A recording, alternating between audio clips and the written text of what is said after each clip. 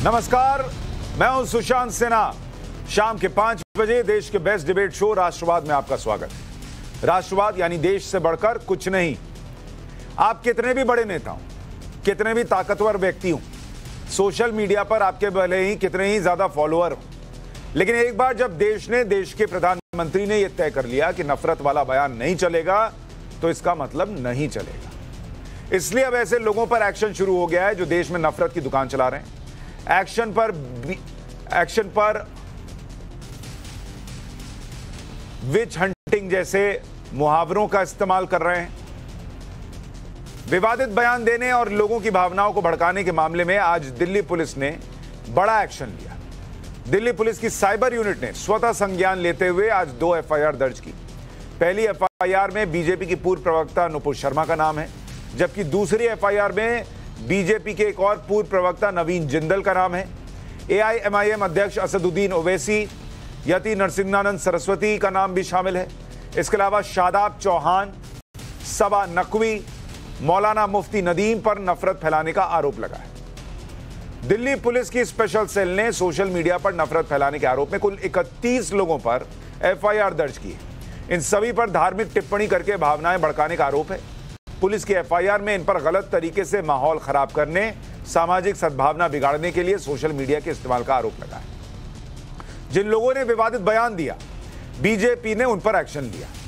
नरेंद्र मोदी सरकार ने उन पर कानूनी कार्रवाई की। दिल्ली पुलिस ने एफआईआर दर्ज की, कार्रवाई शुरू कर दी। लेकिन हर बात पर सेक्युलरिज्म और सद्भाव की बात करने वाले विपक्ष के नेता अपनी पार्टी के उन नेताओं पर एक्शन कब लेंगे जो लोगों की भावनाओं को भड़काने में लगे रहते हैं। सवाल ममता बनर्जी से। उनकी सांसद महुआ मोइत्रा ज्ञानवापी में शिवलिंग जैसी आकृति मिलने पर विवादित ट्वीट कर चुकी है। वो ट्वीट हम आपको नहीं दिखा रहे, भावनाएं क्यों आहत करें, लेकिन सवाल है कि उन पर ममता बनर्जी ने कार्रवाई तो कुछ नहीं की। महुआ मोइत्रा पर ममता बनर्जी ने कोई कार्रवाई की क्या? हिंदुओं की भावना का कोई मतलब नहीं, उसकी कोई कीमत नहीं क्या? सवाल अखिलेश यादव से भी है। उनके एमएलसी लाल बिहारी यादव ने भी हिंदुओं की भावनाएं भड़काने वाली बात कही, लेकिन अखिलेश यादव ने अब तक उन पर कोई कार्रवाई क्यों नहीं की? भारत को विदेशों में बदनाम करने की कोशिश हो रही है। अगर किसी तरीके के विदेशी दबाव के तहत कार्रवाई की जा रही होती तो एक नेता पर कार्रवाई होती, काम खत्म हो गया था। लेकिन मैंने आपको सबसे पहले बताया था कि प्रधानमंत्री नरेंद्र मोदी किसी दबाव में नहीं है, बल्कि वो उस प्रोपेगेंडा और एजेंडा को तोड़ना चाहते हैं जिसके तहत भारत की जो विकास दर बहुत तेजी से बढ़ती दिख रही है, दुनिया में सबसे बेहतर, उसे चोट पहुंचाने के लिए हिंदू मुसलमान करने की कोशिश, भारत में नफरत फैलाने की कोशिश का एजेंडा और प्रोपेगेंडा चल रहा है। और इसलिए उन्होंने वो कार्रवाई की थी। लेकिन माहौल बनाया गया कि दबाव में हर आदमी अपना स्कोर करने लग गया। इतने दिनों से खामोश अभिनेता नसीरुद्दीन शाह ने शाहरुख खान के बेटे का मुद्दा उठा दिया। अब नसीरुद्दीन शाह को सुन लीजिए। कहते हैं शाहरुख खान के साथ जो हुआ और जिस तरीके से उन्होंने इसका सामना किया वो काबिले तारीफ है। यह एक शिकार के अलावा कुछ नहीं था। विच हंटिंग वर्ड का इस्तेमाल करते हैं। नसीरुद्दीन शाह कह रहे हैं कि शाहरुख खान के बेटे आर्यन खान सिर्फ शिकार हुए थे, पॉलिटिकल शिकार एक तरीके से। उन्हें टारगेट किया गया था। उन्हें अगर टारगेट किया गया था तो फिर छोड़ क्यों दिया गया? कानून अपना काम कर रहा है, उन्हें करने देना चाहिए। नसीरुद्दीन शाह लिखते हैं, कहते हैं इंटरव्यू में कि ममता बनर्जी और टीएमसी के साथ दे रहे थे शाहरुख खान, इसलिए विच हंटिंग हो गई। वाह भैया, विच हंटिंग हो गई क्योंकि ममता बनर्जी का साथ दे रहे थे, इसलिए शाहरुख खान के लड़के को फंसा दिया गया। उसके बाद शाहरुख खान ने कौन से ऐसे गीत गाए कि उनके बेटे को क्लीन चिट दे दी गई? कुछ भी बोल देना है। और ये क्या, ये चीजें नफरत नहीं बढ़ाएंगी? लोगों के मन में ये भावनाएं नहीं बढ़ेंगी कि देखो वो मुसलमानों के साथ क्या हो रहा है? राजस्थान में जो मौलाना हाथ काटने की बात कर रहा था, उसमें एफआईआर दिल्ली पुलिस कर रही है। राजस्थान की पुलिस ने क्यों नहीं किया? राजस्थान की सरकार ने क्यों नहीं किया मौलाना मुफ्ती नदीम पर एफआईआर? क्या इस देश में माहौल ठीक रहे इसकी जिम्मेदारी सिर्फ नरेंद्र मोदी और योगी आदित्यनाथ पर है क्या?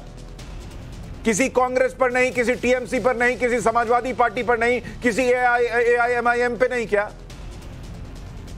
इसलिए राष्ट्रवाद में आज के सवाल, हेट स्पीच की दुकान पर हंटर चला, विक्टिम कार्ड किसने खेला? सवाल नंबर 2, ओवैसी मुफ्ती नदीम पर भी कड़ा एक्शन, 32 में और कौन कौन है? सवाल नंबर 3, हिंदू मुसलमान में मत उलझो, हिंदुस्तान का सबसे बड़ा इम्तिहान चल रहा है क्या?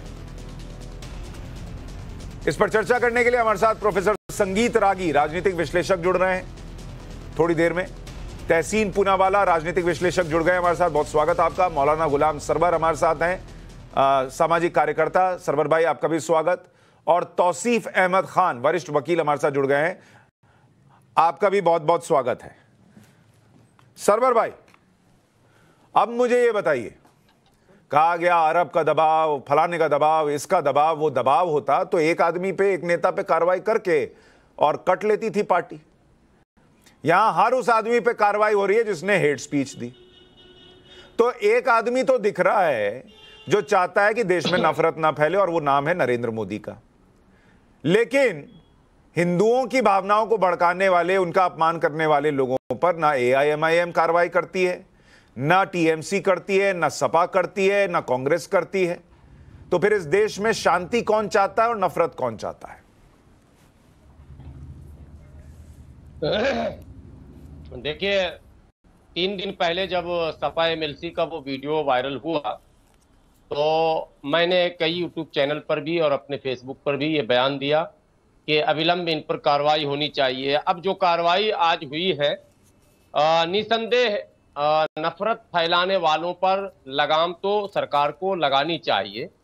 लेकिन 2 बातें मैं बड़े ही अदब एहतराम से कहूँगा, पैनलिस्ट भी हैं, वो अपना जवाब देंगे और आपको जो कहना है वो कहेंगे, मैं उसको भी सुनूंगा।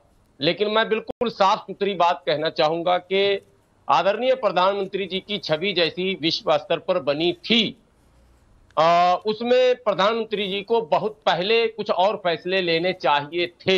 बहुत पहले का मतलब नुपुर शर्मा वाले मामले की बात मैं नहीं कर रहा हूं, उससे भी बहुत पहले।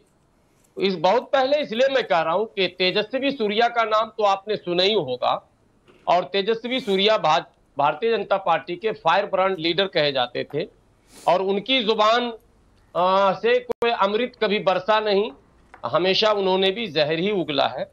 और हमारे जिला के आदरणीय सांसद हैं, केंद्र में मंत्री भी हैं, माननीय गिरिराज सिंह जी लगातार पिछले 4-5 महीने पहले ही हमारे जिला में उन्होंने खुले पर एक आपसी लड़ाई को बड़े अजीब ढंग से प्रस्तुत किया था, और खुलकर संप्रदाय विशेष को उल्टा सीधा कहा था, और सोशल मीडिया पर काफी वो चला भी था।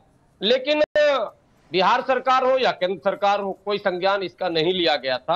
हालांकि स्थानीय लोगों की सूझबूझ से उस मामले को बढ़ने नहीं दिया गया, वरना केंद्रीय मंत्री जी के बयान से ऐसा लग रहा था कि बेगूसराय जिला हमारा जो है, चूंकि मैं वहां का रहने वाला हूं, ऐसा लग रहा था कि कहीं कोई बड़ा मामला न हो जाए। बहरहाल, तो और कई नेता ऐसे अभी लाइन में हैं जिन पर कार्रवाई होनी चाहिए, और कई ऐसे पत्रकार भी हैं जिन पर कार्रवाई होनी चाहिए। जो हेट स्पीच तो आपने अंग्रेजी में नाम दे दिया, और जो अपने पत्रकारिता से जहर घोलते हैं उनको क्या नाम देंगे? कुछ उनका भी नाम आप अंग्रेजी में निकाल लीजिए।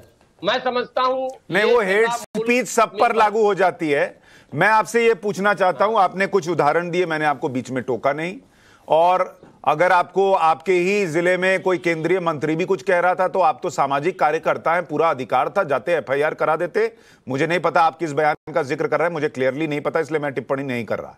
लेकिन मैं आपसे यह भी पूछूंगा, अब जरा मुझे गिनाइए कि और कौन कौन सी पार्टी के कौन कौन से नेता हैं जिन पर आपको लगता है FIR होनी चाहिए, और जिन्होंने हिंदुओं की या दूसरे धर्म की भावनाओं को आहत किया है।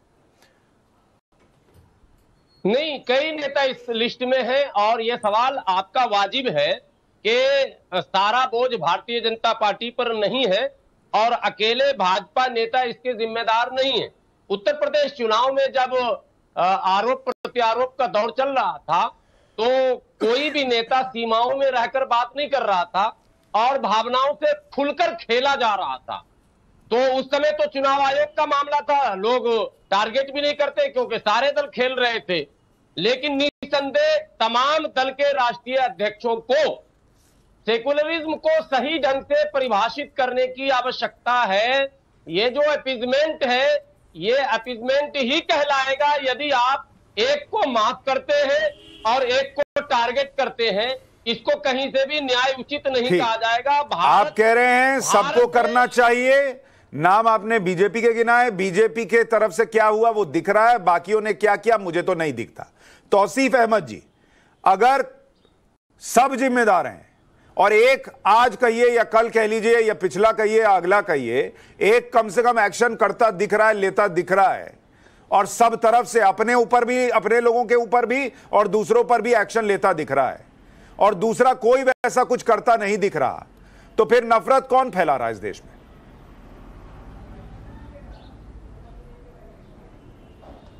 नहीं देखिए, सरकार से मेरा कहने का मतलब है बीजेपी की केंद्रीय सरकार वो सॉफ्ट रही है इन रेडिकल व्यूज़ को। जब बीजेपी के लीडरान ने या राइट विंग के लोगों ने जब इस तरह के नफ़रत वाले बयान दिए तो बीजेपी सरकार, government, central government, Delhi police जो अमित शाह की है, वो सब शांत रहे, वो सॉफ्ट रहे, वो इन लोगों के खिलाफ कार्रवाई नहीं की।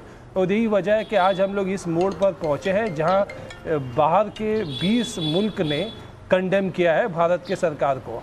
ये एक नेशनल शेम बना करके रख दिया। नहीं, नेशनल शेम नहीं है सर, मैं माफी चाहूंगा, ये आपको नेशनल शेम लगता होगा, लेकिन वो 20 देश जो हैं वो 9 दिन बाद जागे और कैसे जागे, 9 दिन बाद पहले जागे होते तो मैं मानता वो नेशनल शेम बनाने की कोशिश हो रही है। मैं आपसे ये पूछ रहा हूं सर, मेरी बात सुनिए। आपको इंटरप्ट नहीं करना, नहीं मुझे इंटरप्ट करना पड़ेगा ना सर। आप नेशनल शेम पर आएंगे तो मैं उस पर इंटरप्ट करूंगा। आप बीजेपी का शेम बनाइए, नरेंद्र मोदी को कुछ बोलिए, मुझे फर्क नहीं पड़ता। आप देश को टारगेट ना करें, बाकी अपनी बात थे ना।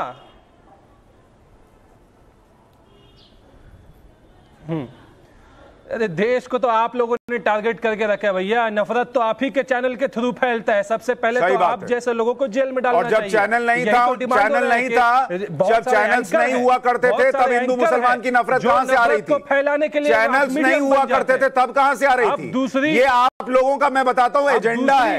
ये आप लोगों का एजेंडा है किसी को प्रोटेक्ट करने के लिए कि हर बार कभी बताओ कि कोई बुरहान वाली बंदूक इसलिए उठा लिया क्योंकि उसके वालिद जो है उनके साथ कुछ गलत हो गया। जो कानपुर में प्लानिंग के बाद हो गया वो इसलिए हो गया क्योंकि मीडिया ने इस पर चर्चा कर ली। एजेंडा हमारा है। हाँ, बिल्कुल आपका एजेंडा। रुपया आप घर लेके जाते हैं। रुपया अपनी नौकरी करता हूं उसकी लेके जाता हूं। आप क्या मुफ्त में केस लड़ते हैं? आप मुफ्त में केस लड़ते हैं क्या? हाँ, आप मुफ्त में केस लड़ते हैं क्या? आपका चैनल है। आपका चैनल है। हाँ, तो मेरा चैनल है और मेरा चैनल ये भी दिखा रहा है कि मेरा चैनल ये भी दिखा रहा है कि किस मामले में कौन गलत कर रहा है। नहीं है, इससे आगे बढ़िए। नहीं, आप आगे बढ़ने से पहले बचाने के लिए दूसरों को जिम्मेदार ठहराना बंद कीजिए। अब आगे बोलिए। योगी आदित्यनाथ है, दिनेश कुशवाहा है, योगी आदित्यनाथ है, दिनेश कुशवाहा है, हरभूषण ठाकुर बचवाल है, अश्विनी उपाध्याय है, महिला मोर्चा के लीडर है उदिता त्यागी है, और कौन है? बजरंग दल वाले हैं जो बीजेपी के लेजिस्लेटर है जो आर्म्स ट्रेनिंग दे रहे हैं, और बीजेपी के एमएलए राघवेंद्र प्रताप है, और बीजेपी के एमएलए टी राजा सिंह है, और लंबा लिस्ट है। इस लंबे लिस्ट में सिर्फ बीजेपी है। दिल्ली के इलेक्शन, इस लंबे लिस्ट में सिर्फ बीजेपी है। इलेक्शन महुआ मोइत्रा है कि नहीं?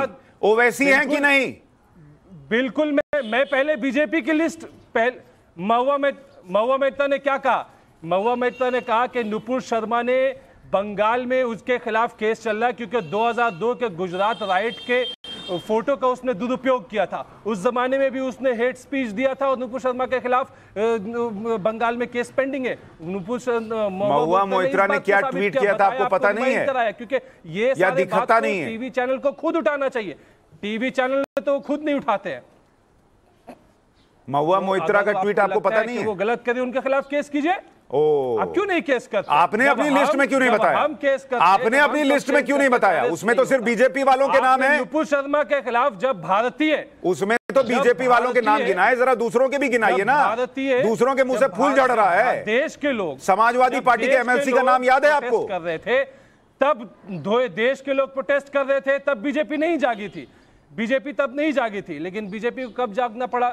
जब अरे बीजेपी तो जाग गई, टीएमसी कब जागेगी और सपा कब जागेगी? संगीत रागी साहब मुझे ये बताइए। हम तो आपके सामने पहले बोलते हैं। नहीं, मैंने सुन लिया सर, मैं सुन लिया। आपकी जब लिस्ट निकल कर आई और बीजेपी से आगे नहीं बढ़ पाई, तभी मुझे समझ में आ गया कि आपके दिमाग में कितना देश है और कितना दूसरी पार्टियां हैं। संगीत रागी मुझे ये बताइए, बीजेपी ने तो कार्रवाई कर दी, मुझे ये बताइए महुआ मोइत्रा पे कोई कार्रवाई होगी क्या? समाजवादी पार्टी के एमएलसी पे कोई कार्रवाई होगी क्या? राजस्थान के मुख्यमंत्री से कोई पूछेगा कि वो जो मौलाना जिस पर दिल्ली में एफआईआर हुई, जो कह रहा था हाथ काट देना चाहिए अगर रसूल का अपमान होगा, उस पर दिल्ली में एफआईआर हुई, राजस्थान में पीछे पुलिस खड़ी थी, उसने उसी वक्त क्यों नहीं उसको टांग कर जेल के अंदर डाला?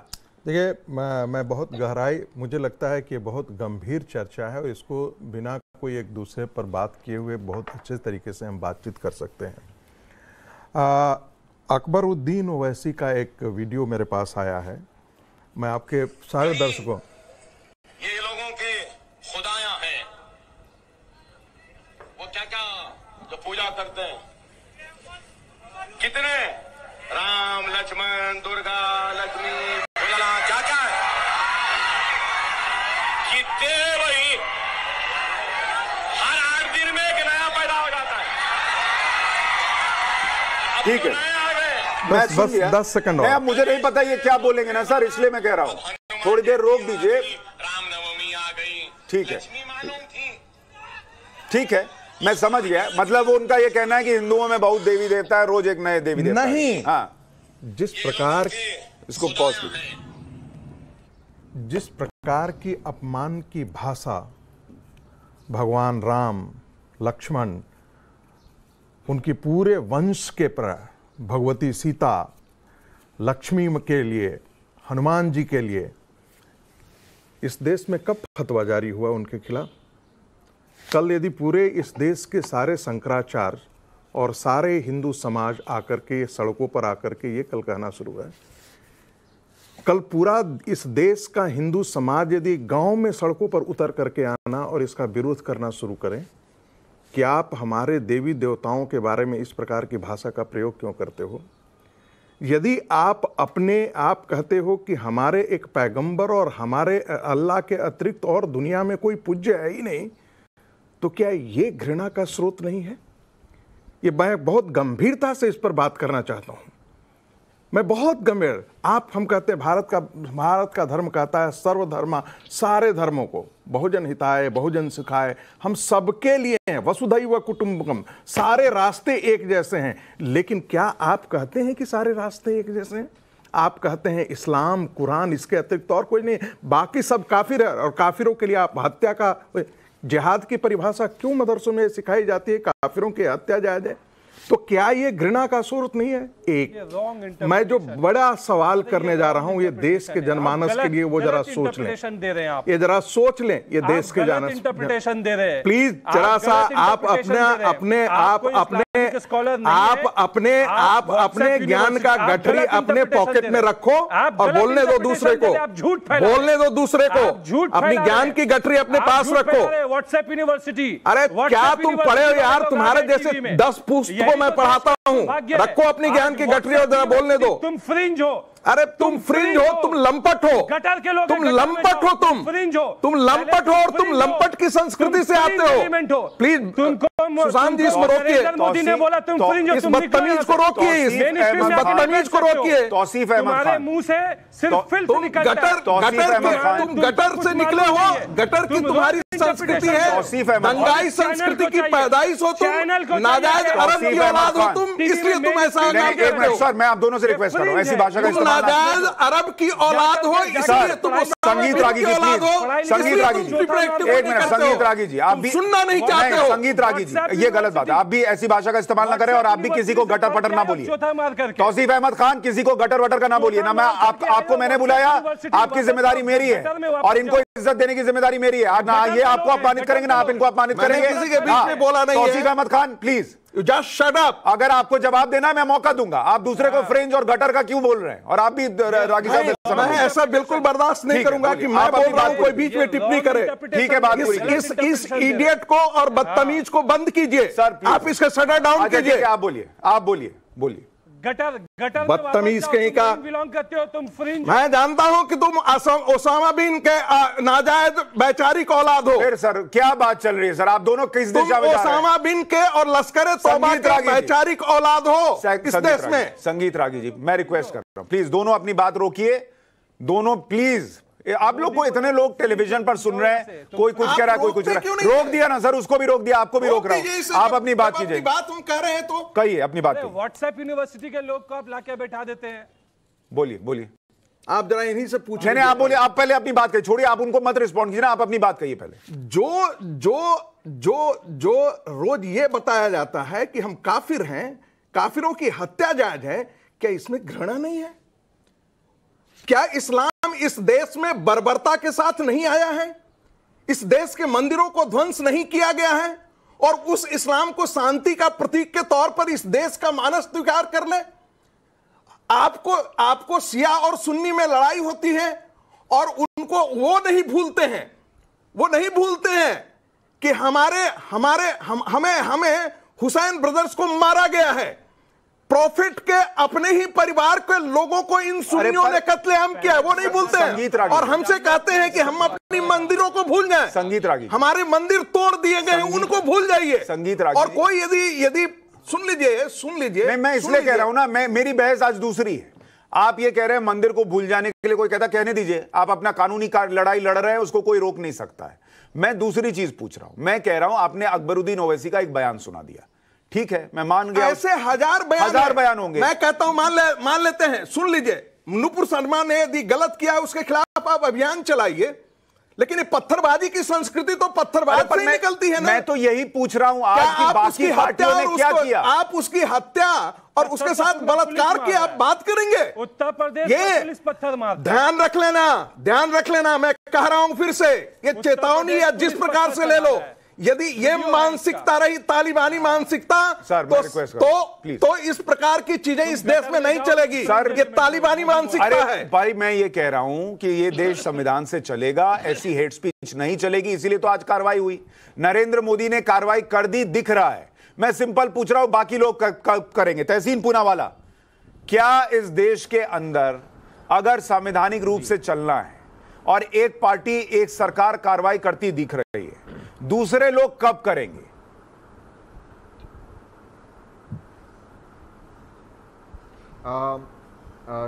आपके शो में मुझे शिरकत करने का मौका मिला, इसलिए शुक्रगुजार हूँ। मैं टूटू मैं और चिल्लाना नहीं चाहता उस शो में, क्योंकि हम इसी के बाहर आना चाहते हैं। तो मैं अपनी बातें 2-3 लाइंस में रख देना चाहता हूँ। सबसे पहले जो कुरान का यहाँ पर संगीत रागी जी ने इंटरप्रिटेशन किया, बिल्कुल ही गलत था। मैंने नहीं किया है, ये सही नहीं। और इस कुरान के इंटरप्रिटेशन पर ही इतना विवाद हमारे मुल्क में हुआ। सर मैं नहीं कर सकता डिबेट। दर्जनों और सैकड़ों जाकर के यूट्यूब देख लिया करो, उस पर मत तोहमत थोपो। मैं एक बात कह रहा हूं, मैं इस्लाम जाकिर नाइक आप ही के बुद्धिक औलाद थे ना। सर मैं अपनी बात, टीवी का वीडियो संगीत रागी जी एक बार उनको बोल। सर मैं अपनी बात, मैंने व्याख्या sir I leave the show. Thank you संगीत रागी जी, थैंक यू सर। जाना है छोड़ करके जाना। संगीत रागी जी आप मुझ पर मत थोपो इस चीज को कि मैंने ये। संगीत रागी जी 1 मिनट उनको बोल लेने दीजिए ना, फिर आप रिस्पॉन्ड कीजिएगा। तहसीन अपनी बात पूरी कीजिए, आप बात पूरी कीजिए। तहसीन बात पूरी कीजिए। क्या मतलब है यार उसका चिल्लाने? क्या मतलब है? तुम मेरे ऊपर क्यों? अरे संगीत रागी जी 2 मिनट आप रुक जाइए भाई। आप क्यों इतना बीपीआई करके आए हुए हैं? उनको बोलने दीजिए, फिर आप रिस्पॉन्ड कीजिएगा। अरे भाई आपने जब बोला है तो उन्होंने बोला ना, आप उसको जब मौका मिलेगा आप रिस्पॉन्ड कीजिएगा। तहसीन पूनावाला बोलिए। जी, एक लाइन को किसी भी किताब से, चाहे वो पावन भगवत गीता हो, चाहे वो पवित्र होली कुरान हो, चाहे वो बाइबल हो, निकाल कर हम उसे रॉन्ग इंटरप्रेट करें, मुझे लगता है इससे देश का नुकसान हो रहा है। हम इन चीज़ों को छोड़ दें। न संगीत रागी जी कुरान पे एक्सपर्ट है, न मैं भगवत गीता या कुरान पे एक्सपर्ट हूँ। हम उस चीज़ को छोड़ दें, हम उस चीज़ पर बात ना करें। ऐसा नहीं लिखा हुआ कुरान में। कुरान में ये भी लिखा, अगर आप एक इंसान की जिंदगी बचाते हो, सारी कायनात में सभी इंसानों की जिंदगी बचाते हो, एक को मारते हो, सारी इंसानियत को मारते हो। तो हम इन चीज़ों को छोड़कर हम अपने देश और संविधान पर बात करें। 2 या 3 चीज मुझे कहना है। देखिए, बार बार ये कहा जाता है कि फ्रिंज एलिमेंट कौन है? क्या देश के राष्ट्रीय प्रवक्ता फ्रिंज एलिमेंट थे? अगर फ्रिंज एलिमेंट थे तो माननीय प्रधानमंत्री उनको फॉलो क्यों कर रहे थे, उनको पोस्ट क्यों दे रहे थे? नहीं किया था 2017 में, कोई बात नहीं, लेकिन कर रहे थे ना, तो फ्रिंज एलिमेंट है, तो क्या आज जिनको फॉलो किए थे आज वो फ्रिंज हो गए?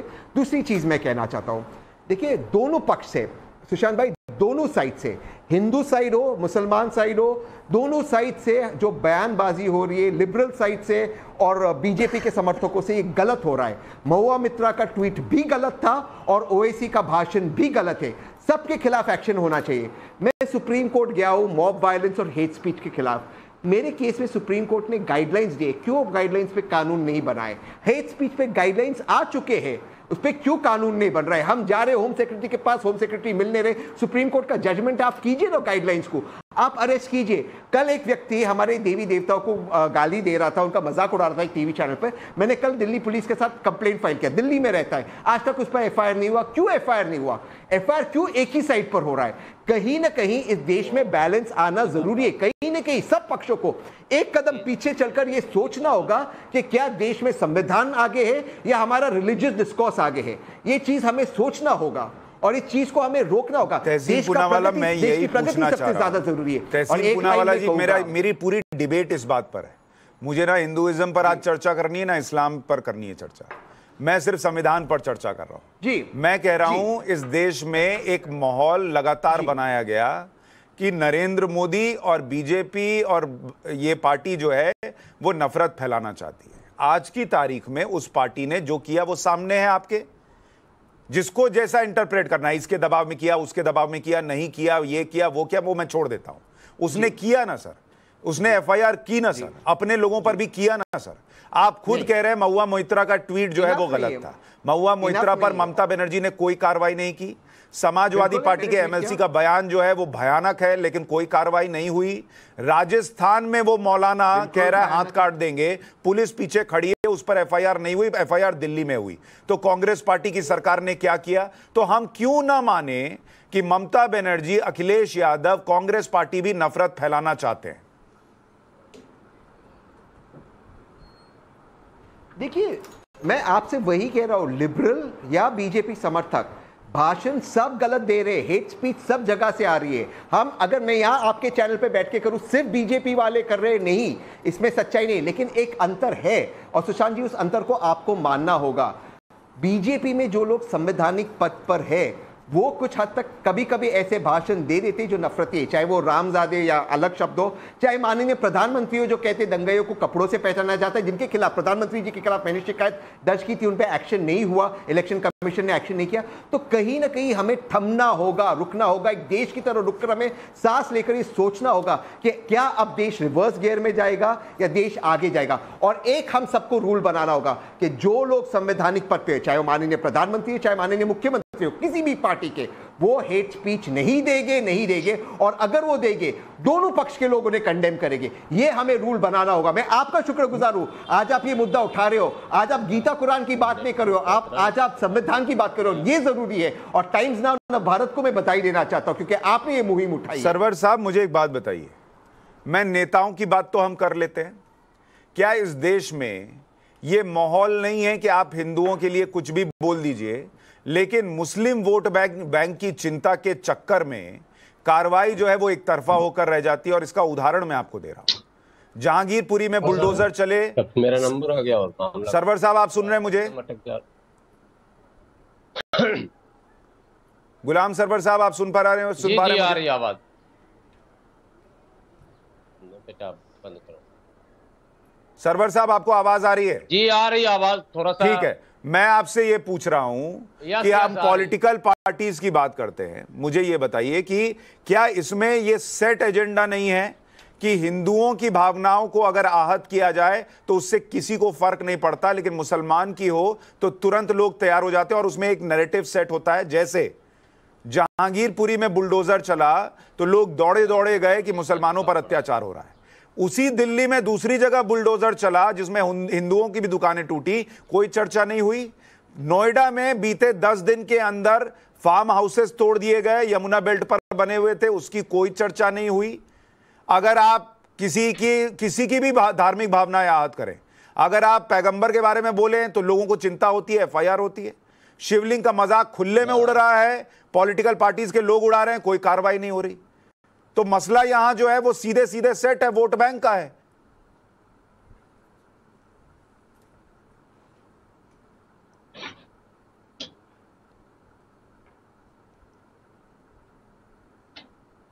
सरवर साहब। जी साहब, देखिए सवाल बिल्कुल आपने वाजिब कहा है और मसला वोट बैंक का है, लेकिन मुल्क के लोगों को भी सोचना होगा कि जो लोग महापुरुषों का या किसी के आराध्य का अपमान करते हैं वो हीरो होंगे क्या? दुर्भाग्य से एक बात को, अब संगीत रागी जी का अपना लाइन था, मैं उन पर आऊंगा अभी, लेकिन आपने जो सवाल उठाया है जो इस डिबेट का मुख्य हिस्सा माना जाए, वो आपको याद होगा इंस्पेक्टर सुबोध की हत्या हुई थी और शहीद इंस्पेक्टर सुबोध के हत्यारे को माला पहनाकर किसने शामिल किया पार्टी में? क्या इसकी निंदा नहीं होनी चाहिए? क्या इससे अच्छे संदेश जा रहे हैं क्या देश में? क्या धारणाएं अच्छी बन रही हैं क्या? एक लिंचिंग में, मैं कहता हूं कथित तौर पर लिंचिंग में, ठीक है वो साबित नहीं हो पाया होगा, लेकिन लिंचिंग के आरोप में जेल में जाता है, उसकी जमानत होती है, केंद्रीय मंत्री माला पहनाकर स्वागत करते हैं। इस दृश्य को आप लोगों ने दिखाया, इसमें कोई व्हाट्सएप यूनिवर्सिटी की कोई भूमिका नहीं है। तो ये सब एक दिन में नहीं हुआ है। सुशांत जी बड़ी देर कर दी मेहरबान आते आते, लेकिन बहरहाल जो भी कदम उठाया गया उसका स्वागत होना चाहिए और तमाम राजनेताओं को सचेत सावधान होकर ऐसे तमाम लोगों को चिन्हित करना चाहिए जो उनके दल में हैं लेकिन शायद भारत के दिल में नहीं है। तो केवल दल में रहकर मसले का हल नहीं होगा। और चलते चलते मैं 2 लाइन संगीत जी के लिए, पढ़े लिखे आप हैं संगीत जी, आप शिक्षा से आपका संबंध है, आप कभी कोई बात कहें तो इस तरह से कोट न करें जिसका पूरा प्रमाण आपके साथ मौजूद ना हो। आपने 2 बातें कही है, एक तो काफिरों के विषय में कहा, मैं समझता हूं कुरान में कहीं भी, मैं हाफिज हूं, कंठस्थ है कुरान हमारे पास, कहीं भी कुरान में ये शब्द है ही नहीं कि काफिर जहां मिले उसे कत्ल करो या कत्ल करना जायज है, दोनों शब्द कहीं नहीं मिलेगा। ठीक है, इस पर कभी भी हम लोग बैठकर बहस कर सकते हैं। दूसरी बात आपने कही कि क्या इस्लाम जो है वो आक्रांताओं के द्वारा भारत में नहीं आया। अभी आपके ही शो में सुशांत जी, राष्ट्रवाद से पहला जो शो हो रहा था उसमें एक इतिहासकार बड़ी अच्छी बात कर रहे थे, इस्लाम तो यहाँ 7वीं शताब्दी में आया था और आदरणीय प्रधानमंत्री जी जब अरब के दौरे पर थे तो एक उपहार दिया था अरब के राजा को। उस उपहार में जो मस्जिद की तस्वीर थी वो वही मस्जिद है केरल की जिसको केरल के व्यापारियों के नमाज पढ़ने के लिए केरल के हिंदू राजा ने बनाकर दिया था और मुसलमानों को बसाया था और उन व्यापारियों के द्वारा इस्लाम का फैलाव शुरू हो चुका था। और जिस आक्रांता की बात करते हैं ये 11वीं सदी के अंतिम में इनका आना शुरू होता है और इस्लाम 7वीं सदी में आता है। तो 400 साल तक जो इस्लाम फैलता रहा उसमें आक्रांता की क्या भूमिका थी, ये भी एक सवाल आएगा। ठीक है, दूसरी बात जो आपसे अब एक मिनट अब लंबा हो जाएगा, 1 मिनट पहले संगीत रागी रिस्पॉन्ड कर रहे हैं, बोलिए। देखिए एक नई बहस छिड़ जाएगी, वरना मैं 8वीं सदी से लेकर के आक्रमण की एक लिस्ट में गिनवा सकता हूं आपके चैनल पर। और जहां जहां इस्लाम गया, चाहे वो अरब कंट्रीज के यहाँ गया, वो रक्तपात करता गया। सदर्न स्पेन तक इस्लाम जो है वो रक्तपात करता गया और इस्लाम की अवधारणा वहां पर रक्तपात के द्वारा आई हुई। सिर्फ ट्रेड के थ्रू इस्लाम जो है वो ईस्ट एशियन कंट्रीज के अंदर गया है जहां पर इस्लाम आज भी मॉडरेट है। वरना भारत के अंदर एक नहीं, ऐसी दर्जनों नहीं सैकड़ों किताबें हैं जहां सिर्फ रक्तपात, हिंसा, कत्लेआम इस्लाम का चरित्र रहा भारत के अंदर फैलाने में। एक दूसरी बात, मेरा सवाल सिर्फ इतना है कि क्या आप अपने मदरसों में काफिर की परिभाषा और जिहाद की वो परिभाषा आप जायज मानते हैं जो जाकिर नायक जिसकी व्याख्या करता है, या आपके मौलाना और मुल्ला व्याख्या करते हैं? सवाल व्यक्ति का नहीं है सरवर साहब। आप एज ए हाफिज जो हैं वो बहुत अच्छे व्यक्ति हो सकते हैं, आप कुरान की बहुत अच्छी व्याख्या कर सकते हैं, लेकिन क्या वही व्याख्या जो है वो, क्या ये सच्चाई नहीं है कि देवबंद इस्लाम का वही मदरसा जो है वो तालिबान पैदा करता है? वही देवबंद की सिलेबस जो है वो जो पाकिस्तान के अंदर है वो भारत के अंदर है, और वो जो वही गुलाम सरवर रिस्पॉन्ड व्याख्या करके गुलाम सरवर, और वो पूरे के पूरे आतंकवादी पैदा करते हैं। तो ये क्या एक बहस का विषय नहीं होना चाहिए कि भारत के अंदर नहीं, मैं ये एक छोटा जवाब लूंगा गुलाम सरवर से और उसके बाद डिबेट दूसरी तरफ जा रही है, मैं उसको फिर खींच के इधर लाऊंगा। गुलाम सरवर छोटे में बोलिए। पहले संगीत जी मैं बता दूं, मेरा अपना एक यूट्यूब चैनल है, मैं लिंक भेज दूंगा, जिसमें जिहाद पर मैंने 20 मिनट का वीडियो बनाया। तो आप कहेंगे ये तो आपका पॉइंट ऑफ व्यू है। नो, ये रियल जो इस्लाम है, जो कुरान ने जिहाद की जो तशरीह की है, जो परिभाषित किया कुरान ने, उसको रखा है। अब आप जाकिर नायक के पूंछ को पकड़ लेंगे, जाकिर नायक के पूंछ को पकड़ के तो इस्लाम नहीं समझा जा सकता। अरे सर, पर यहाँ भी तो उस पूंछ को पकड़ने वाले बहुत है ना सर। जाकिर नायक के पूंछ को पकड़ करके कांग्रेस पार्टी जो है वो पैसा पे करती है। कांग्रेस पार्टी उसी जाकिर नायक को फिर आप पॉलिटिकल हो गए, फिर आप पॉलिटिकल हो गए। अरे सर, हम तो वो बता रहे हैं कि आप हो सकता है बहुत पवित्र हो सकता है वो शांति का संदेश हो, लेकिन दुनिया में इस्लाम शांति का संदेश है या नहीं है, ये सब कोई जान रहा है, ये सब कोई देख रहा है। हम कह दें कि हमारे यहां अस्पृश्यता नहीं है, जातिवाद नहीं है, तो कौन मानने के लिए तैयार है? वैसे ही यदि आप कहें कि ये धर्म जो है वो बहुत शांति का प्रतीक है, लेकिन दुनिया की सच्चाई क्या है कि 89% जहां भी कॉन्फ्लिक्ट है वहां एक पार्टी इस्लाम है, वहां रेडिकलाइजेशन है। दुनिया का कोई ऐसा इस्लामिक कंट्री नहीं है जहां इस्लाम के नाम पर टेररिस्ट ऑर्गेनाइजेशन काम नहीं कर रहा है। आप मुझे एक अपवाद जरा बता करके बताइए मुझे।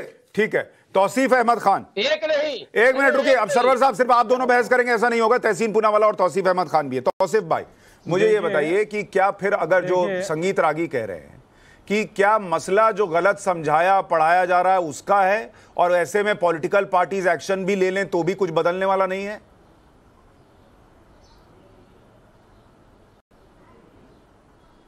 नहीं, देखिए, संगीत रागी जी से आप पूछिएगा कि क्या वो इस्लामिक स्कॉलर है, वो बताएंगे नहीं। हम हैं ना, तो जिसको जिस हम हैं, मेरी पुस्तक आ रही है, पढ़ लीजिएगा। पढ़ा देंगे, मेरी पुस्तक आ रही है, पढ़ लीजिएगा। मैं व्हाट्सएप यूनिवर्सिटी की पैदाइश नहीं हूं। वो वही बोलेगा। ये टीवी में अरे भाई, जितना आपके क्वालिफिकेशन नहीं होंगे ना, लिस्ट लगा लोगे, उतनी मेरे पब्लिकेशंस हैं वो दुनिया में। वो घूम फिर के चले जाएंगे इस्लाम और कुरान और मदरसा। ये जो देखिए, ये जो है, इनसे आप कोई भी सवाल पूछिए, वो घूम फिर के चले जाएंगे एक ही मुद्दे पे, इस्लाम, कुरान, मदरसा, मुसलमान। नहीं भैया, मैंने मान लिया वो बस शांति का संदेश है, वो शांति के कबूतर उड़ाते हैं। क्यों घटा दिया पूरी दुनिया में वो बम नहीं फोड़ते हैं। सिडनी में उन्होंने बम नहीं फोड़ा है, जर्मनी में उन्होंने बम नहीं फोड़ा है, क्यों बढ़ा हुआ है, यूरोप में वो बम नहीं फोड़ते हैं, तालिबान वो नहीं है, अल्जीरिया में वो हत्या में शामिल नहीं है, सूडान में वो हत्या में शामिल नहीं है, सीरिया में वो बम नहीं फोड़ रहे हैं। सब माफ कर दिया भैया हमने, सबका, सब जगह आरएसएस वाले हैं, सब जगह बम वही फोड़ रहे हैं, हमने एक्सेप्ट कर लिया। अब आप बोलिए। के छात्र भले ही वो जितना इनकार कर ले, वो अपने भाषा से, अपने बातों से वो साबित कर देते। रागी जी अपने बातों से साबित कर देते हैं कि वो व्हाट्सएप यूनिवर्सिटी के छात्र हैं। अच्छा, एक बात बताइए तौसीफ भाई, के प्रोडक्ट है, वो अपने बातों से ये बात को साबित कर देते हैं। आप उनसे पूछिए, आप पूछिए कि आरबीआई ने इंटरेस्ट का दर क्यों बढ़ा दीजिए, आप पूछिए, अभी वो चले जाएंगे हिंदू मुस्लिम पे। मैं आपको चैलेंज करता हूं, तुम्हारा बायोडाटा होगा उतना मेरा पब्लिकेशन है। अपने जवाब में वो पहुंच जाएंगे। एक बार जरा सर्च कर लेना, जितना पेज का तुम्हारा बायोडाटा होगा। सर, आप लोग क्यों पर्सनल जा रहे हैं? तौसीफ, आप बताइए। बहुत पब्लिकेशन है, बताइए आरबीआई ने, मैंने बोला ना, दुनिया के जितने बड़े बड़े पब्लिशर हाउस है ना, दरियागंज से नहीं और कलकत्ता के गली से नहीं। मैं आप दोनों से रिक्वेस्ट कर रहा हूं बॉस, सब व्हाट्सएप यूनिवर्सिटी का पब्लिकेशन है। क्या आप झगड़ने आए हैं या चर्चा करने आए? मुझे पब्लिकेशन है, आप चर्चा करने आए हैं? आप ज्यादा ज्ञानी है कि ये ज्यादा ज्ञानी है? नहीं, मैं आपसे ये पूछ रहा हूं। सर, मुझे एक बात बताइए, तौसीफ अहमद खान, मुझे ये बताइए, तौसीफ खान, नहीं करना चाहिए। मेरा प्रश्न सुनेंगे तौसीफ अहमद खान, मेरा प्रश्न सुनेंगे आप? मेरा प्रश्न ये है कि अगर इस देश में नेता नफरत फैलाते हैं, मीडिया नफरत फैलाती है, आम आदमी तो नफरत नहीं फैलाता, हिंदू मुसलमान तो एकदम फेविकॉल के जोड़ से जुटे हुए हैं, कुछ लोग नफरत फैला देते हैं। तो मुझे ये बताइए कि देश के कितने बिल्कुल हिस्से जुटे में? हुए। देख लिया कंगना रनौत का फिल्म फ्लॉप हो गया, सुनिए ना, अक्षय मेरी कुमार बात का सुन फिल्म लीजिए, फ्लॉप हो गया। मेरी बात सुन लीजिए। नसीरुद्दीन शाह तो फ्लॉप से भी फ्लॉप चल रहे हैं, फिर भी जो मन में आता है देश के खिलाफ बोल ही देते हैं, कोई फर्क नहीं पड़ता। मैं ये कह रहा हूं कि मुझे ये बताइए कि क्या इस देश का मुसलमान ममता बनर्जी को वोट नहीं देगा ये कहते हुए कि आपने महुआ मोइत्रा पर कार्रवाई नहीं की, इन्होंने शिवलिंग का मजाक बनाया था, ये होगा?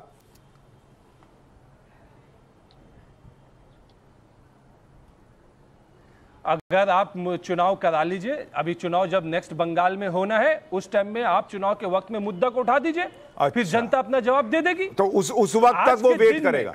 3 साल पुरानी बातों को, 3 साल अभी जो फ्यूचर की बातें उठा के आज क्यों आप नफरत फैलाएंगे? आज तो आप नफरत नहीं फैला, ये इलेक्शन के वक्त फैलाना चाहिए। कह सकते हैं आप, तो इस बात को एक्सपोज कर सकते हैं कि हर जिसको जिस बात का, जिसको आप तो वोट बोल रहे हैं, वोट तो आज हम नहीं जाने दे रहे। अच्छा ठीक, अभी तेलंगाना में चुनाव होने हैं, नहीं तेलंगाना में चुनाव होने हैं। अकबरुद्दीन ओवैसी जो कह रहे हैं हिंदुओं की भावना को आहत कर रहे हैं, AIMIM को वोट नहीं पड़ना चाहिए, फिर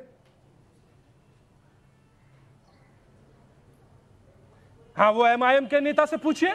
नेता से पूछो, क्यों नेता से पूछूं? आप तो बीजेपी के नेता नहीं है, लेकिन बीजेपी पे खुल के बोल रहे हैं, AIMIM पे नहीं बोलना चाहते। रागी की तरह हजारों पब्लिकेशन नहीं है हमारा। तौसीफ खान साहब, मुझे एक बात बताइए, तहसीन पूनावाला, नहीं तहसीन पूनावाला, एक मिनट रुकिए, आप रुकिए, तहसीन पूनावाला, तहसीन पूनावाला, मुझे ये बताइए, हाँ हम नेताओं पर सवाल उठा सकते हैं, इसने कार्रवाई की उसने नहीं की, मुझे एक बात बताइए, और मीडिया को गाली दे दीजिए, मीडिया नफरत फैला देती है, जैसे 90 के पहले या 2000 के पहले जो है हिंदू मुसलमान के दंगे ही नहीं होते थे क्योंकि चैनल नहीं था। ये देश में मंदिर टूटे नहीं, कुछ नहीं हुआ, सब मीडिया ने आके करवा दिया और कहा कि अरे ये देखो दोनों दुश्मन हो। गंगा जमुनी, जमुना कौन है पता ही नहीं है। जमुना जो है वो तलवार भांजता रहा, जमुना कत्लेआम करा, फिर भी कहे गंगा जमुनी। तहसीन, अपनी बात रख दो सर। हाँ तहसीन पूनावाला जी, मुझे ये बताइए, क्या अभी इतने दिन अगर एक छोटा सा 10 सेकंड का सवाल, कांग्रेस के प्रवक्ता या कांग्रेस के तरफ से बोलने वाले से जरा पूछिएगा कि जो इमरान मसूद प्रधानमंत्री की हत्या करने के लिए जो घोषणा करता हो, उस आदमी को कांग्रेस पार्टी ने अपनी पार्टी में ला करके उसे नवाजा या नहीं नवाजा, उस आदमी को चुनाव पदाधिकारी बनाया या नहीं बनाया गया, और फिर आप कहते हैं कि साहब हम हेट स्पीच। कौन सा राहुल गांधी तो हेट स्पीच को पूरे राहुल गांधी परिवार लाल किले से घोषणा करके, और उन्हीं के बाद जो है दिल्ली में दंगे हुए।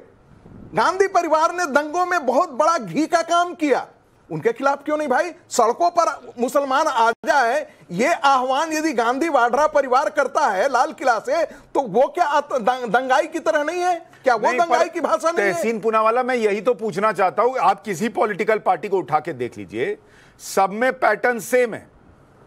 एक पैटर्न ये भी सेम है कि आप हिंदुओं के लिए कुछ बोल दीजिए, किसी के कलेजे में दर्द नहीं होता, लेकिन दूसरी तरफ जैसे बोलिएगा सब तलवार निकालकर बैठे होते हैं कि कैसे बोल दिया, जरा बताना। जरा मुझे इतना बताइए, अगर इस देश में गंगा जमुनी तहजीब है, मुझे सिर्फ इस बात का जवाब दीजिए कि अगर पैगंबर का अपमान हुआ किसी नेता की तरफ से तो हाथ काट देंगे, सरतन से जुदा, रेप हो जाएगा, हम FIR करेंगे, सब कुछ हो गया।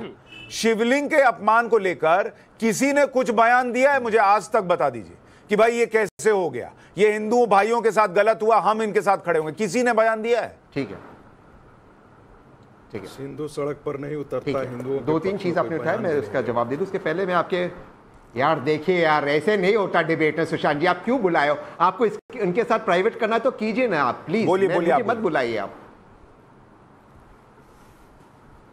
आप उनका फेडर डाउन कीजिए ना प्लीज। अरे मेरे बगल में बैठे, क्या फेडर डाउन करूं? मेरे माइक से आवाज जाएगी। देश में तो फिर ऐसे नहीं होता ना। चलिए आप बोलिए, मैं तो रोक ही रहा हूं ना, आपके सामने रोक रहा हूं, ऐसा तो नहीं है। 50 जी जी जी जी, थैंक यू।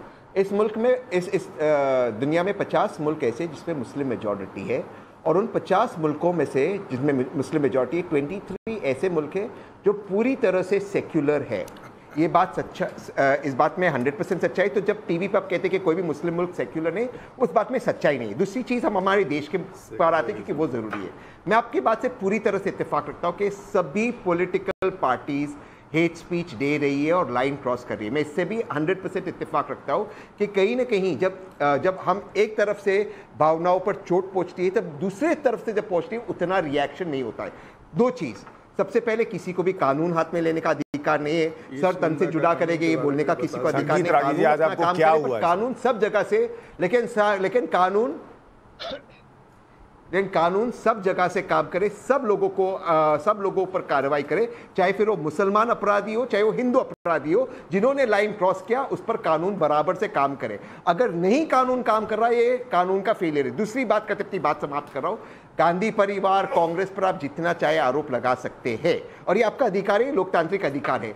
लेकिन 2014 में इस मुल्क ने चेंज किया, 2019 में चेंज हुआ, अब की बार मोदी सरकार। लेकिन मोदी जी का रिकॉर्ड क्या है? गुजरात में उन्होंने भाषण के समय, दंगों के समय मुसलमानों को कहा बच्चा पैदा करने वाली करने की फैक्ट्री।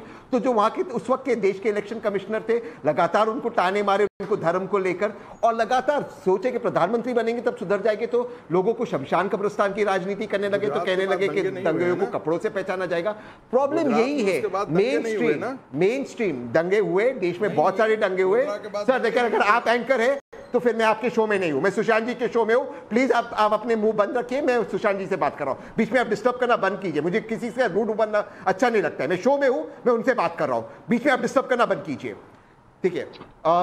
बार बार प्रधानमंत्री के खुद के स्पीचेस में हेट स्पीच है, अमित शाह जी के स्पीच में हेट स्पीच है, आदित्यनाथ जी हेट स्पीच के लिए बुक थे। आदित्यनाथ जी इस भाषा के लिए बुक थे कि उन्होंने कहा, जब वो स्टेज पे थे, उनके एक साथी ने कहा कि जो महिलाएं दफन की गई उनके बॉडीज को निकाल के उनका रेप किया जाए। आदित्यनाथ जी उस वक्त एमपी थे और स्टेज पे बैठे थे। ये हेट स्पीच नहीं है? तो कहीं ना कहीं टॉप लीडर्स को एक सीमा लांघनी होगी। जो व्यक्ति ये कहता है सर कि अगर मेरी बहन के साथ ऐसा होता तो मैं तो चाकू मार देता, ये हेट स्पीच है कि नहीं है? मैं कह रहा हूं सब पर एक्शन होना चाहिए, आदित्यनाथ जी पर भी। सर लेकिन आप लोग बोलते नहीं ना। इलेक्शन कमीशन, आप आदित्यनाथ का नाम ले सकते हैं, आप नरेंद्र मोदी का नाम ले सकते हैं, आप राहुल गांधी का नाम नहीं ले रहे ना। बोलिए राहुल गांधी पे भी होना चाहिए। मैं यही तो चाह रहा हूं कि सबका नाम सबके मुंह से निकले, ये निकलता नहीं। मैं कह रहा हूं कोई भी व्यक्ति इंक्लूडिंग श्री राहुल गांधी, कोई भी व्यक्ति, अगर आपने मोहम्मद रसूल सल्लल्लाहु अलैहि वसल्लम का अपमान किया, अपने शिवलिंग का अपमान किया, आपको सजा मिलनी चाहिए। अच्छा एक बात और बताइए तहसीन भाई, आप इतना एक्टिव रहते हैं, कानून को अपना काम तहसीन भाई आप इतना एक्टिव रहते हैं। अभी आपने शो में कहा कि किसी ने कहा किसी चीज को लेकर अपमानित किया किसी के धर्म को, और आप जो है वो गए और आपने शिकायत दर्ज कराई दिल्ली पुलिस में, लेकिन एफआईआर नहीं हुई। क्या आपने खुद ये भी कहा कि महुआ मोइत्रा ने शिवलिंग का अपमान किया? क्या आपने महुआ मोइत्रा पर कोई एफआईआर कराई?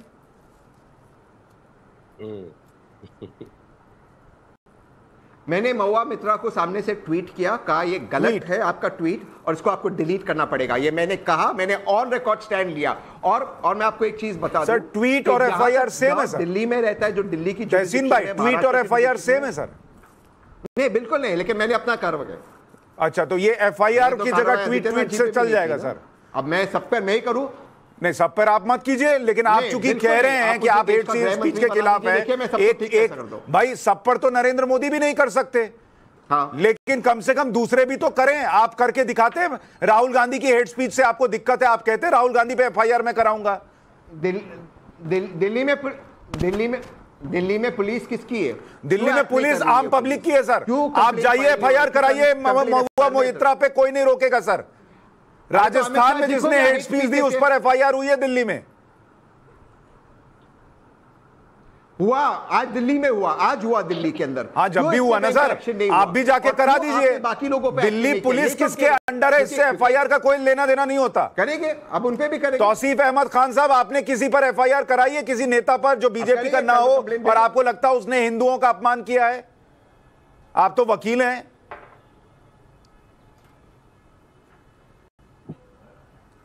नहीं देखिए, एफआईआर बहुत सारे ऑर्गेनाइजेशन जब ऐसा मैटर होता है एफआईआर होता है। आपने कराया है सर कोई? इसमें पर्सनली मुझे अगर कभी ऐसा फील हुआ कि हाँ किसी के खिलाफ, अगर पर्सनली मुझे कहीं पे दिखेगा कि हाँ कोई ऐसा नेता है जो चूक गया है, तो मैं बिल्कुल कराऊंगा। अभी तक कोई नहीं दिखा, बीजेपी के अलावा किसी नेता में कोई कमी नहीं तो मुझे एक सेपरेटली एफआईआर पब्लिसिटी के लिए नहीं करना। बहुत बढ़िया, ठीक समझ गया मैं। बोलिए। देखिए, सबसे महत्वपूर्ण बात है कि इस देश आ रहा हूं सरवर भाई, छोटे में सर रागी भाई, फिर उनके पास जाना। बिल्कुल बिल्कुल। मेरा एक बहुत सीधा सा सवाल है, यदि मान लिया जाए कि किसी के भी पैगंबर हो, किसी का भी आराध्य हो, उनका अपमान नहीं किया जाना चाहिए, लेकिन ये नियम तो सब पर लागू होना चाहिए। एक दूसरी बात, आप किसी के खिलाफ यदि आप कहते हैं कि उसका सर कलम कर देंगे, हम बलात्कार करते हैं, तो आप तालिबानी मानसिकता को जन्म दे रहे हैं। और ऐसे में यदि कोई भी सरकार यदि उन लोगों के खिलाफ जो इस प्रकार के कर रहे हैं, जिस प्रकार के हत्या की संस्कृति को के सामने झुक जा रहे हैं, तो हम आप मान करके चलिए कि हम इस देश में तालिबान की नींव खड़ी कर रहे हैं। सर मैं तो नहीं, एक मिनट सर, मैं इतनी सी बात कह रहा हूं कि अगर मुसलमान को लगा कि पैगंबर का अपमान हुआ, वो निकल कर जाकर कुछ लोगों ने एफआईआर भी करा दी ना। बाकी नहीं, मैं बाकी को छोड़ देने की बात कह रहा हूं कि जिसने कहा सर तन से जुदा, हाथ काट देंगे, पैर काट देंगे। हिंदू, एक मिनट, 80 करोड़ 100 करोड़ हिंदू में से किसी के पास वक्त नहीं है, फुर्सत नहीं है ट्वीट करने के अलावा कि जाके एफआईआर कराए, और उसके बाद हिंदू कहता है कि हिंदू के साथ गलत हो रहा है। सुशांत जी आप यही कह रहे हैं ना, और यही चाहते हैं क्या इस देश में, क्या कि हिंदू समाज 85% हिंदू समाज गांव में, शहरों में उठ करके सड़कों पर आ जाए। सड़क पे कह ही नहीं रहा। नहीं, मैं एफआईआर कह रहा हूं, मैं सड़क पे आने के लिए कह ही नहीं रहा। नहीं, मैं तो आप मत कहिए, लेकिन प्रतिक्रिया जब होती है तो वो देख करके नहीं होती है। अरे भाई, प्रतिक्रिया की जरूरत, मैं तो कानपुर के दंगे, कल भी डिबेट की, मैंने कल भी कहा। मैंने सुशांत जी, आप मुझे नहीं बोलने दे रहे हैं। सुशांत जी 10 सेकंड, कानपुर में क्या एफआईआर हुआ, या कानपुर में आपने दंगा किया? यदि प्रोफेट के खिलाफ, जिससे हम भी ये कहते हैं कि नहीं सर, उन्होंने दंगा यदि किया तो कार्टून यदि यूरोप में छपता है और इस देश में दंगे आप कर देते हैं, वो कहां का जस्टिफिकेशन? अरे भाई, तो जिसने दंगा किया वो जा रहा ना। आप चाहते हैं कि आपका बच्चा, हमारा बच्चा भी जेल में जाए? क्या वो भी पत्थर उठाए? आप चाहते हैं? मैं कह रहा, तो आप एफआईआर का रास्ता दिखाएंगे कि दंगा करने का रास्ता दिखाएंगे? मैं कोई रास्ता नहीं दिखा रहा हूं। तो बस एफआईआर की बात कीजिए। रास्ता नहीं दिखा रहा हूं, बिल्कुल एफआईआर की बात कीजिए। कह रहा हूं, अगर हिंदू को बुरा लगता है एफआईआर करे। नेताओं के भरोसे, मीडिया के भरोसे सब क्यों बैठे रहते हैं? देखिए, हर चीज में मीडिया मीडिया मीडिया, अपना लोग अपनी लड़ाई क्यों नहीं करते? हम तो आपको बिल्कुल नहीं, मेरे पास इतना ही वक्त था, मैं माफी चाह रहा हूं, मेरे पास इतना ही वक्त था, लेकिन मैं इतना जरूर कह रहा हूं कि इस देश में यह माहौल नहीं चल सकता कि फलाने को टारगेट करने के लिए आप कह दें कि सिर्फ वही नफरत फैला रहे हैं। जो नफरत फैला रहे हैं उन सबको जिम्मेदारी उठानी होगी। सिर्फ नरेंद्र मोदी की जिम्मेदारी नहीं है कि देश में शांति बनी रहे, दूसरे नेताओं की भी है। और अगर आपको अपने धर्म का अपमान लगता है, एफआईआर खुद उठ के कराइए। सिर्फ नेताओं के भरोसे मत बैठे रहिए और मीडिया के भरोसे मत बैठे रहिए।